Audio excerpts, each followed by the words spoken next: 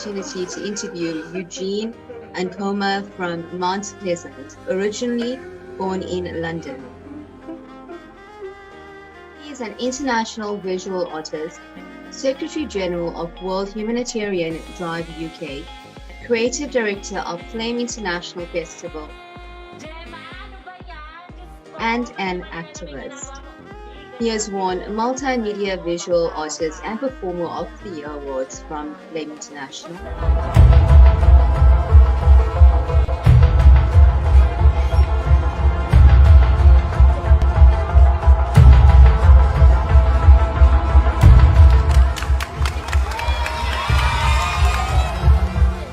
He has shown his work in Europe, Africa, and the US, and with many art awards to his name.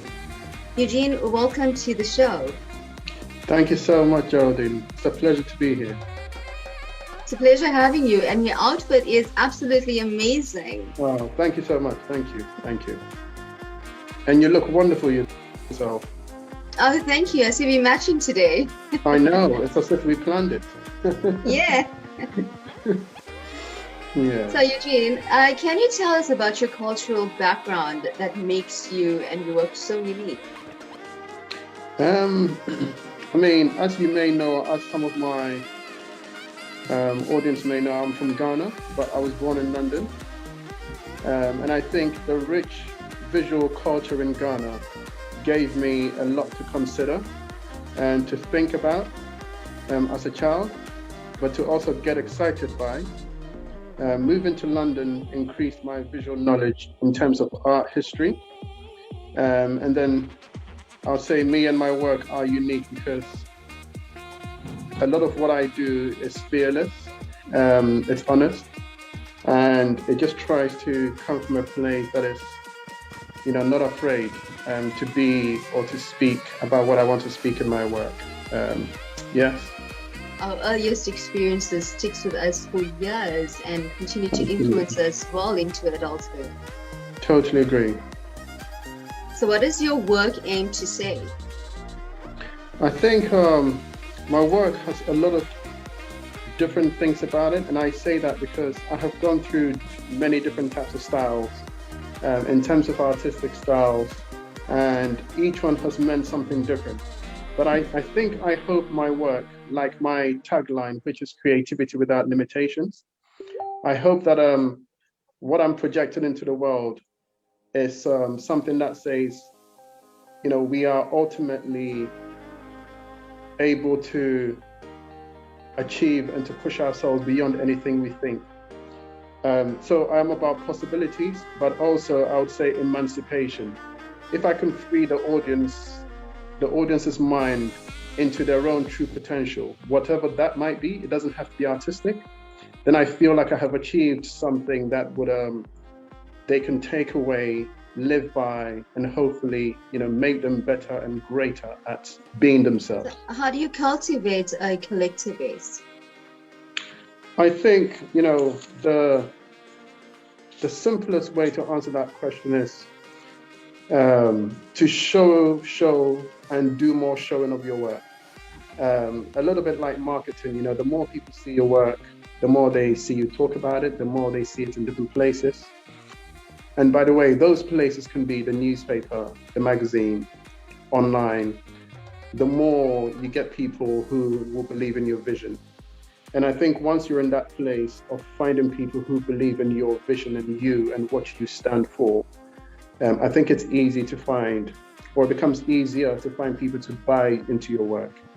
And I think, from this respect, you can represent something that is radical. You can also represent something that is more traditional. You can represent something that is kind of easygoing and more into beauty. Whatever it is you represent, I think it's important because the audience or the collective buys into you and your vision. Once they do that, I think they will pass on what it is you are and the works they buy from you to other people. So before you know it, you have other people buying into your work because it started with maybe one or two people. This is certainly what has happened to me. So I'm kind of speaking from experience, but also from what I know of other people. But I think that is how the collector thing comes in, really. Just explain to me a little bit about your outfits, because it's Sure. really so unique. Thank you. Thanks so much. I mean, I've always been interested as an artist in fashion, the shapes of outfits, the color of outfits. And to be honest with you, I've said this in other interviews, I find men's fashion really boring. And I think you women are just so lucky, so ahead of us. And I would say that part of the reason why I have different outfits or personas or whatever you want to call it, it's the projection of my personality, but it's also my interest in fashion. And a lot of the times what I wear also is symbolic. So sometimes you might see myself in my top hat, which represents the English gentleman. You might see the face paints, which of course comes from Africa. So it's like an amalgamation of all the different things that I'm interested in, the things that I took back from Ghana or our African culture. Yes, and put together to kind of represent me, I would say. Oh, I'm so glad I'm a woman as well. The fashion just doesn't end at all. Absolutely.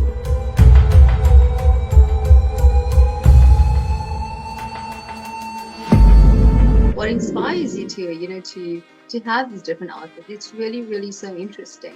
No, thank you. I think when I'm often watching catwalk shows and seeing the models walk back and forth, it's hard to put into words, but there's something that I find so incredibly interesting and stimulating about it.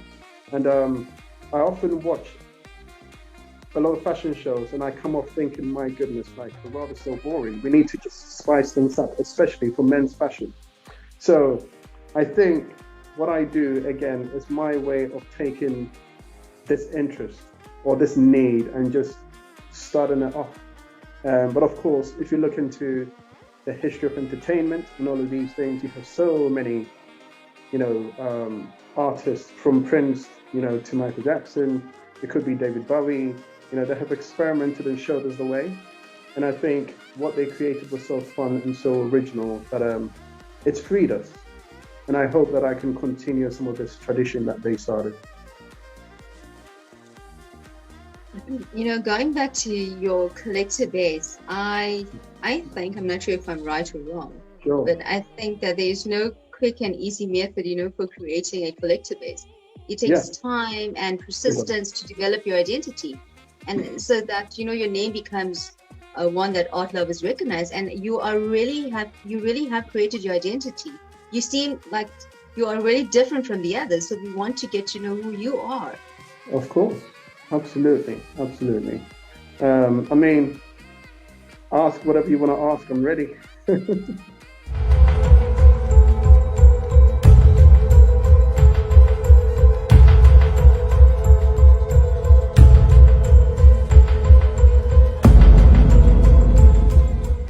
So how do you navigate into the art world? I think I'm quite fortunate in the sense that I started doing this really early on, and I have never stopped. I have never taken a break. Excuse me. And I have powered ahead, always trying to be in a position where I am communicating myself honestly. And I've been quite lucky in the sense that I've entered, or I entered lots of competitions when I was, growing up, and won lots of awards. I was in the newspapers and the magazines, and this created a really lovely, nice momentum. And that momentum has served me well. But it goes back to the idea that I was consistent and I continuously pushed myself. So I think all of these things that we know that are true is also very true with art, or in fact anything. That if you keep pushing, you keep working, and you keep representing yourself honestly, the audience will come to you. The media will find you, the collectors will find you, and like I mentioned earlier, you'll be surprised how they will find other people for you when you haven't even said anything. So a lot of honesty in representing yourself, and your visual language or whatever it is you represent is so important in creating and cultivating who you are. And art, nowadays, the art fairs can be so intimidating. It plays such an integral part, in the art market ecosystem. Absolutely. At what age did you recognize your talent? I think I was roughly between 6 and 7. And it happened at school where we were asked to do some drawings from some exercise books. And not only did I draw what I had to draw, but I actually improvised on it. And I remember the teacher being super surprised. And he stood above my shoulder right there. I'll never forget it. And he just kept looking at my work. And he stood there and he complimented it. And a friend of mine came and had a look at what the teacher was talking about. Before I knew it, I had about 4 or 5 of the other children around me, all looking in amazement. And I think that was the very first moment that I realized that I had something that affected people. But before this, I remember always drawing at home anyway. My mom would supply me with bits of paper and I would just draw endlessly, anything, everything, just drawing. Well, you have a gift of God, hey? No, thank you so much. Really, really blessed with that. So what do you consider your unique selling point as an artist and personality? I think everything you see me do is authentic and is delivered with my particular brand of vision. My sincere belief in my unlimited God-given abilities. In the sense that I know from early on, like as I was explaining, the works and the things that I made affected people, and it affected people in a profound way. So you can imagine, and back in London, I'm at secondary school. I've been set tasks by my art teacher. I'm making paintings which are more realistic, and I have teachers telling me, when they look at my paintings, they want to cry. Again. So going back to the childhood experience I just explained, this continued to reinforce the idea inside me that whatever it is, that I had something that affected people. So since then, what I do is I do whatever it takes to get my ideas out. Sometimes they might be provocative or controversial, but I'm in a place where I am constantly projecting what I am, what I think, like I said, honestly. And I think this is something that people pick up with me. I get told that I'm very brave all the time, but as far as I'm concerned, all I'm doing is just being myself. And to stand out from the crowd as an artist, you have to first identify what makes you different. And you are an example of that. Yeah. Thank you so much. Thank you.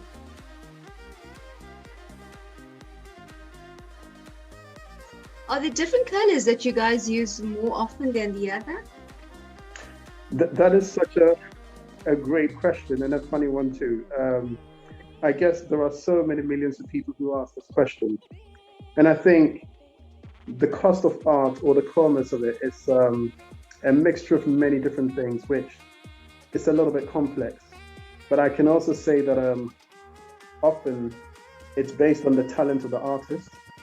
Sometimes it depends on the publicity the artists have. So on that end, it's not necessarily all about talent.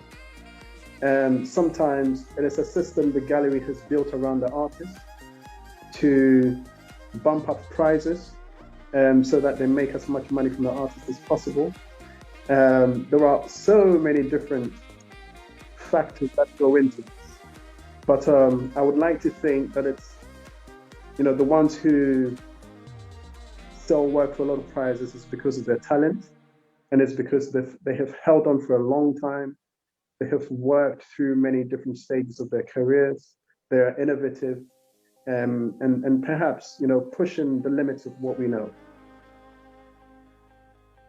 It's really good to know you finally answered my question. I've been wondering that for a very, very long time. Yes.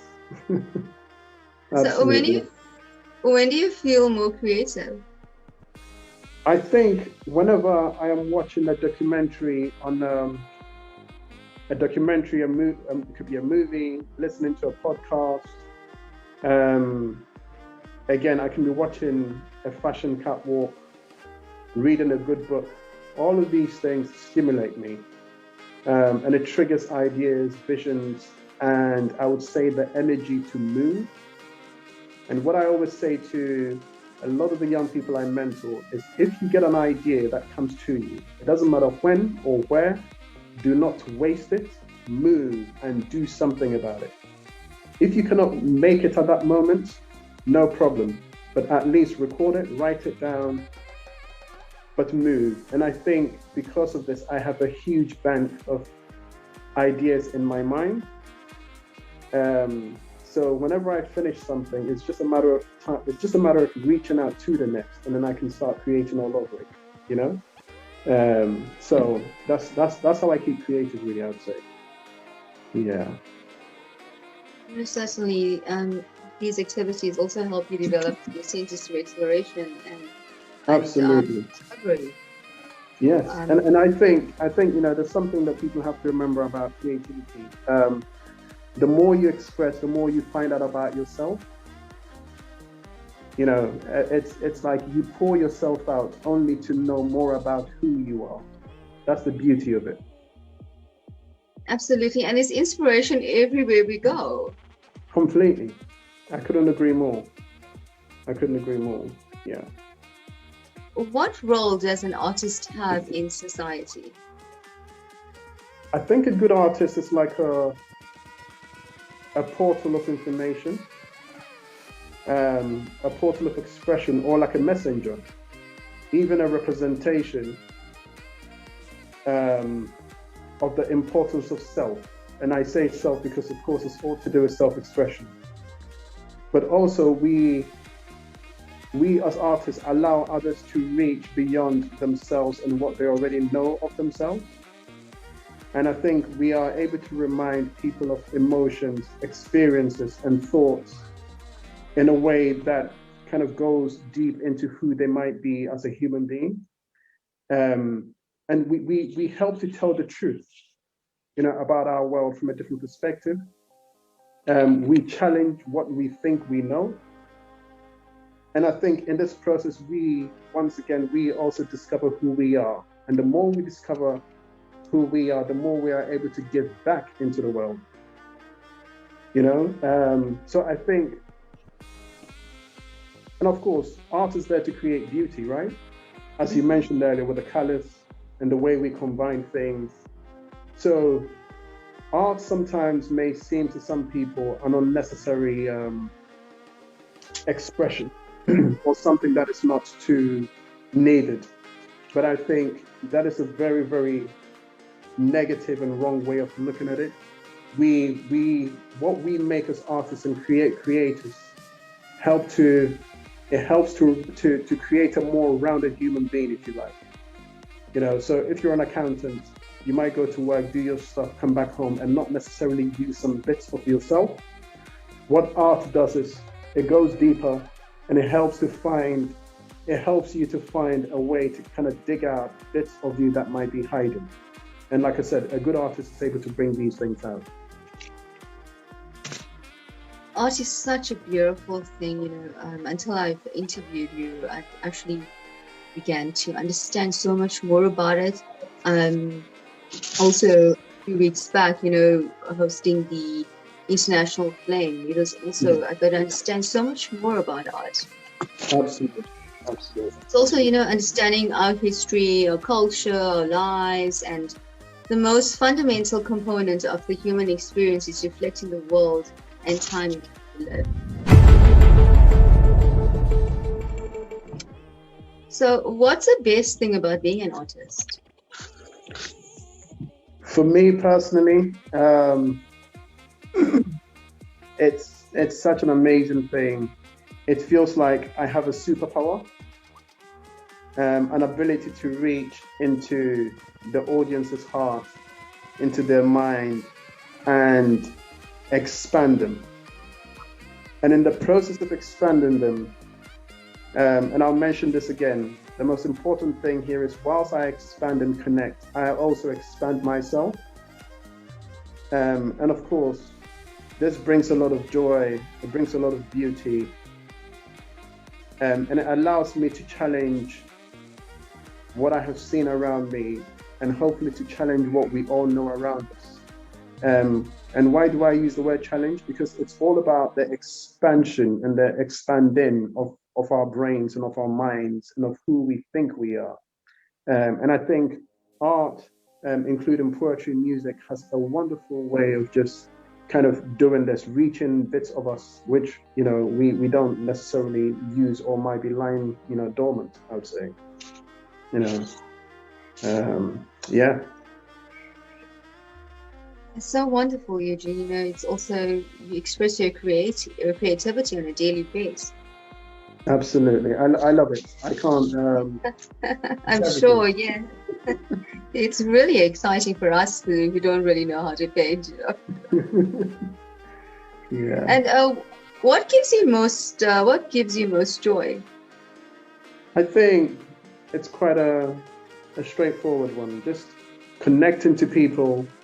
Even what we are doing now gives me joy.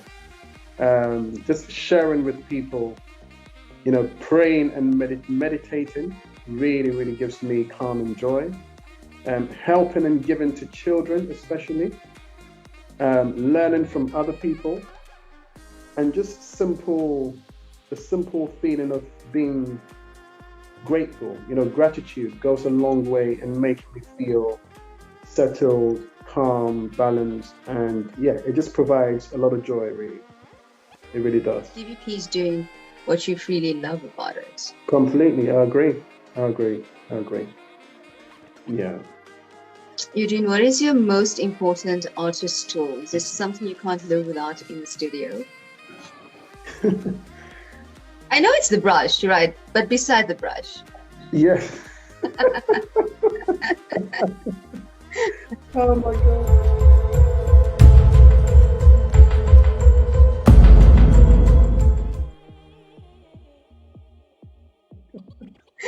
Oh my God. Oh, that's a great question. So normally I carry a lot of materials around with me every day in my bag. And I would say my tablet and my stylus. The reason is because I can digitally draw in a train, on a plane, in a bus. You know, I can continue to carry my studio with me, so to speak. But I think the wonderful thing in terms of how I do it is, so imagine this, I'm usually in my studio, I'm working away and it gets very late and I'm like, oh gosh, I have to go home type of thing. So, for example, I'm working on a painting and it's not complete. So what I do is I take a picture, right, with my tablet of the painting. I go back, and whilst I'm in the train making my way home, or in a car or a taxi or whatever, I'm able to continue that idea on the tablet. So I'm painting it digitally, and this allows me to solve problems with a piece of work. So then when I get back to the studio the next time, whilst I'm physically there, I am able to work faster and able to resolve whatever it is that was unfinished or where I was stuck before. So my tablet is the answer. I take photographs of things that inspires me, yeah, and I'm constantly able to just continue working. That's really fascinating to know. And what is your greatest achievements thus far?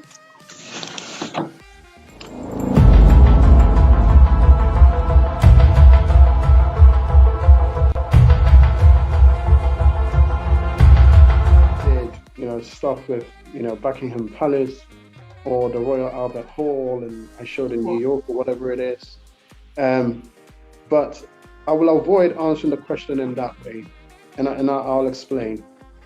I think to have cultivated the setbacks, the difficulties, or the difficult periods that I have gone through of not having support, to fight for who I am, then to break through into a place where people in their huge numbers are now getting to a large extent what I represent and what I am, but also to be in a place where I can also give back and mentor many young people in their own creative journey.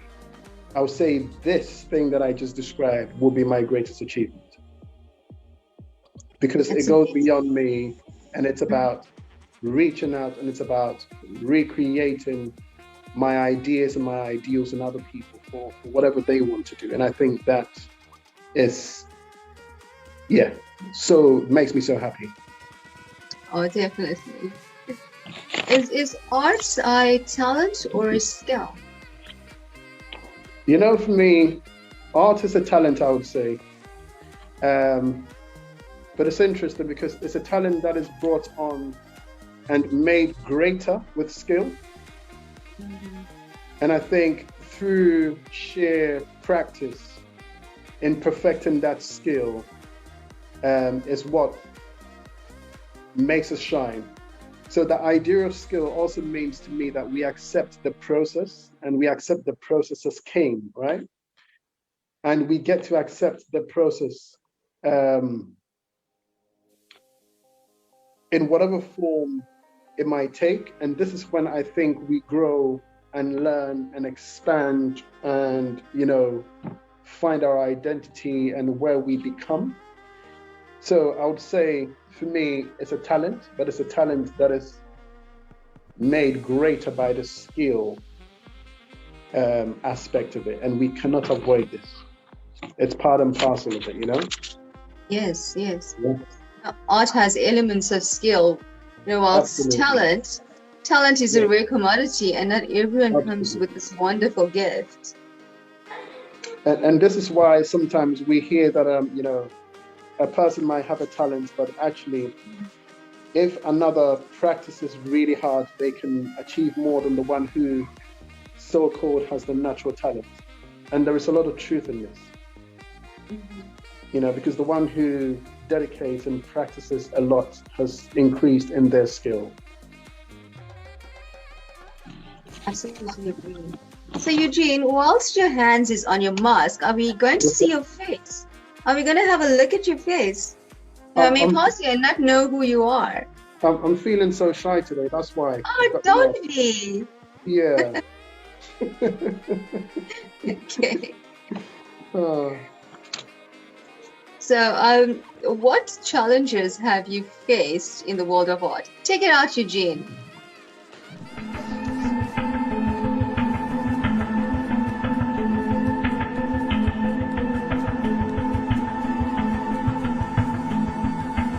So,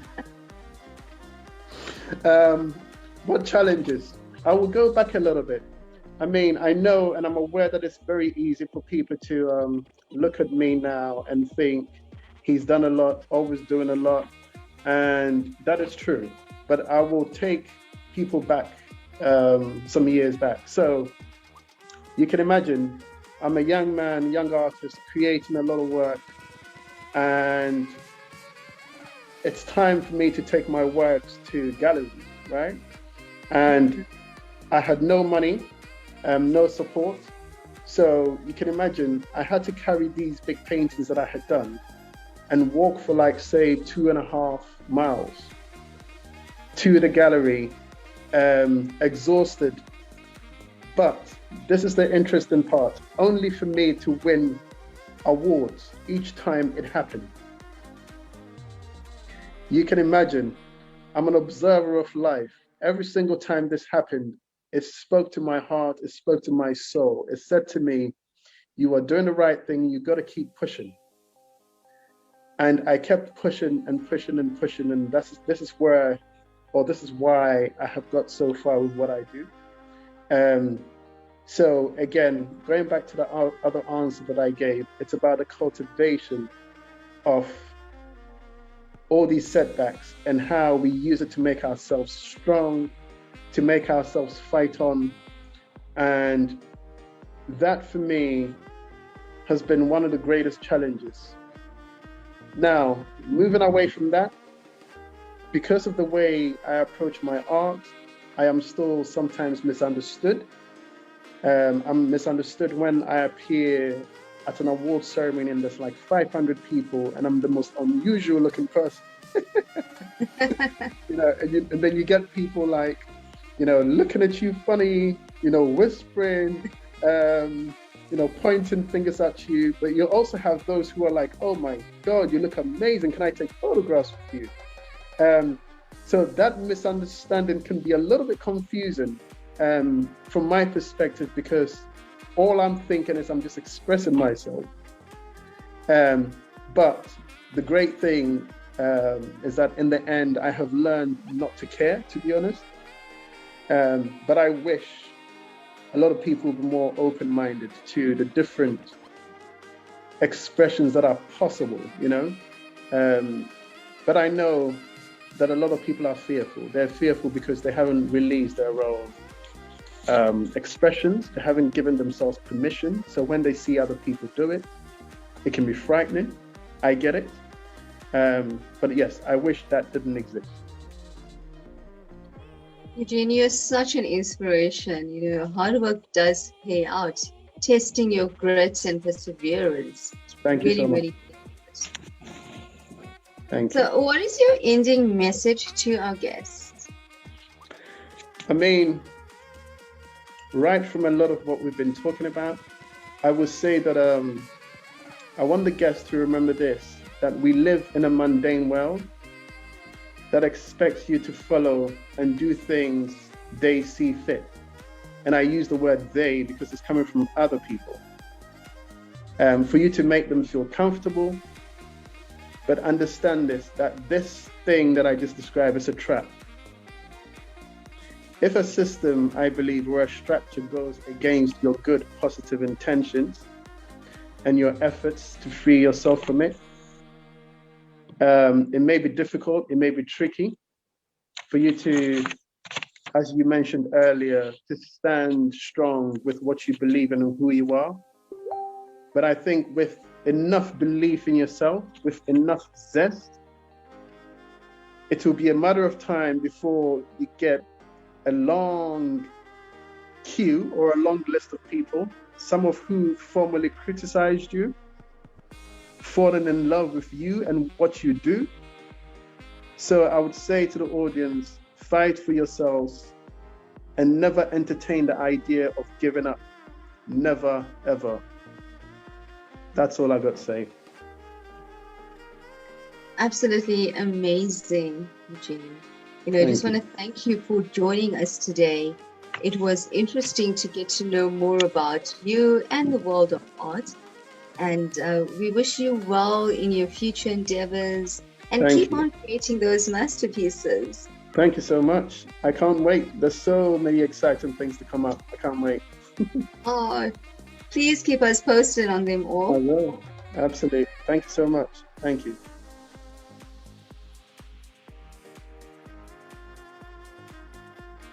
Come to the end of our show. We shall see you guys soon with another fabulous guest. So thank you, Eugene, and thank you, everyone. Until next time. Bye.